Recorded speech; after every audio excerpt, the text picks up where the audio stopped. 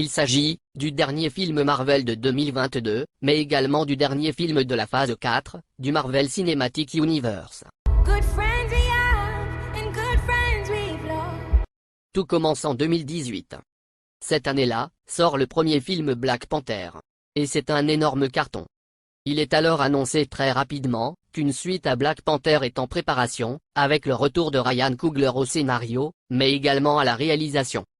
Fin 2018, le tournage est reporté à plusieurs reprises.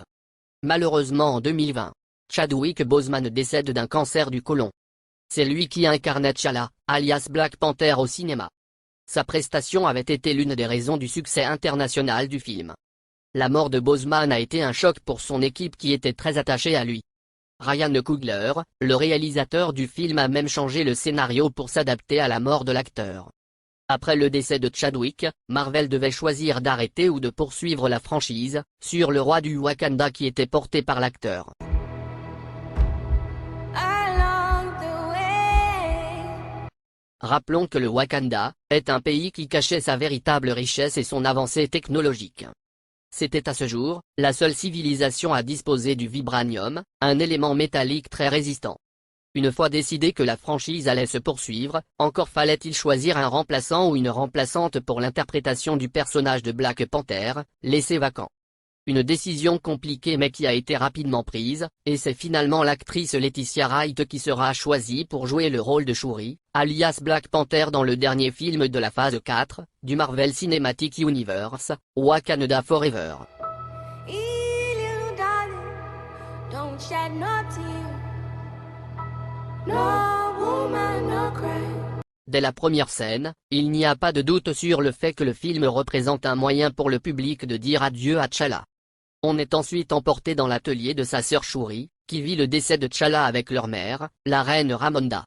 On se retrouve ensuite à l'enterrement du roi, un événement à la fois triste et joyeux, puisqu'au Wakanda, la mort n'est pas la fin. Ensuite on fait un bond dans le temps après les premières minutes du film. Ici, on se retrouve un an après la mort du roi.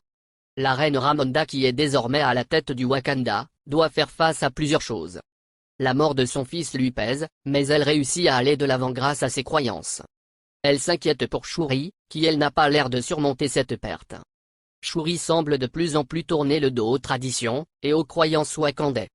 Côté politique, Ramonda est acculée par les citoyens des autres pays, maintenant que la véritable ampleur des richesses du Wakanda est connue de tous. Il considère que le pays n'est pas assez impliqué pour aider le monde. Elle doit également faire face aux attaques de réserve de vibranium, commises par des mercenaires, missionnés par certains gouvernements. Enfin, elle découvre l'existence de Namor, qui n'est pas dépeint comme une personne pacifique. Cependant leurs intérêts pourraient être communs. De nombreux personnages sont introduits dans cet opus, à l'image de Riri Williams, et Namor. En effet, c'est Riri Williams qui a fabriqué le détecteur sous-marin de vibranium qui éveille la colère de Namor et de son peuple. In this great future, you can't forget your past. Namor, le prince des mers, un personnage particulièrement puissant, leader des Talikans, une civilisation cachée au plus profond des océans.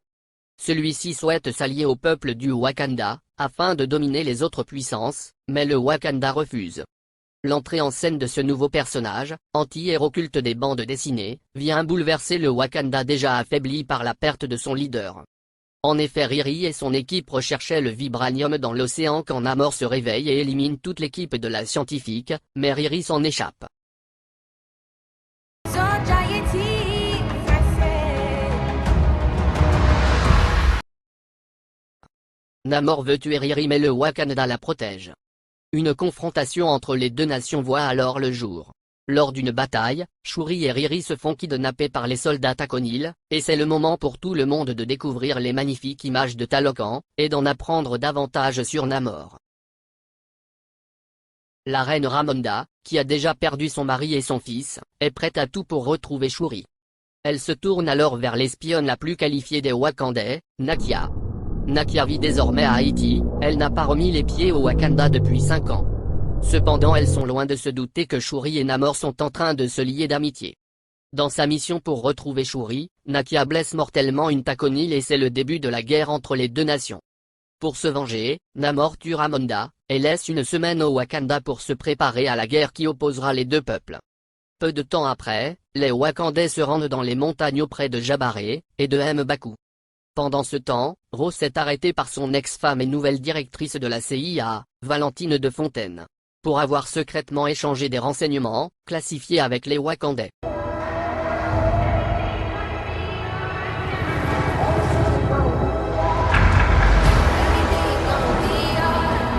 Désormais, la seule représentante de la famille royale doit maintenant faire face à ses responsabilités. Se sentant trahie par Namor, elle se remet à la fabrication d'une herbe cœur synthétique afin d'acquérir les pouvoirs de Black Panther. Elle avait déjà tenté l'expérience pour sauver son frère de la mort mais sans succès. Elle élabore l'herbe cœur synthétique et y arrive. Mais d'autres surprises l'attendent. La nouvelle Black Panther est le fer de lance qui s'est constitué au Wakanda, pour faire face au très puissant Talocan, mené par un Namor invincible, ou du moins c'est ce qu'il croit. Elle est aidée dans sa quête par Nakia. Ayant le pouvoir de Black Panther, elle rencontre Killmonger qui la pousse à admettre qu'elle veut les pouvoirs pour se venger. No woman, no cry. À son retour, elle est acceptée par les autres tribus wakandaises. Malgré les conseils de M'Baku, Shuri est déterminée à se venger de la mort de Ramonda. Elle ordonne une contre-attaque immédiate contre Namor en plein océan. Le Wakanda se prépare alors pour le combat. Le Wakanda utilise le nouveau navire, le Sea Leopard, pour tendre un piège à Namor en l'attirant lui et ses guerriers à la surface, et une bataille s'ensuit. Shuri réussit à enfermer Namor dans un vaisseau dans le but de le déshydrater et de l'affaiblir. Ce dernier réussit malgré tout à s'échapper, et le vaisseau s'écrase dans une plage déserte. Alors que les deux se battent, Shuri finit par prendre le dessus, mais elle se rend compte des similitudes entre le Wakanda et Talocan, et décide d'épargner la vie de Namor, lui offrant une alliance pacifique. Namor accepte et la bataille se termine. Après la bataille, Riri retourne à Boston, mais doit malheureusement laisser l'armure derrière elle. À Talocan, Namora est déçu que Namor ait facilement capitulé face à Shuri. Namor explique alors que l'empathie de Shuri pour leur peuple est utile, car le Wakanda n'a pas un autre allié dans le monde. Good friends we've lost along the way. Dans cette franchise, nous pouvons constater que ce deuxième film Black Panther n'est pas le dernier pour le studio Marvel. La petite phrase Black Panther will return veut bien dire que nous retrouverons nos héros du Wakanda dans les prochains films de la saga.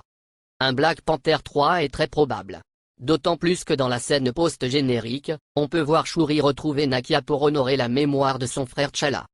C'est alors que Nakia, l'ancienne compagne de ce dernier, révèle à Shuri qu'elle a eu un enfant avec T'Challa, et qu'après sa mort, elle a fui en Haïti avec l'enfant. Nakia fait comprendre à Shuri qu'elle avait de bonnes raisons d'être discrète, elle était enceinte du fils de T'Challa, l'héritier légitime du trône du Wakanda.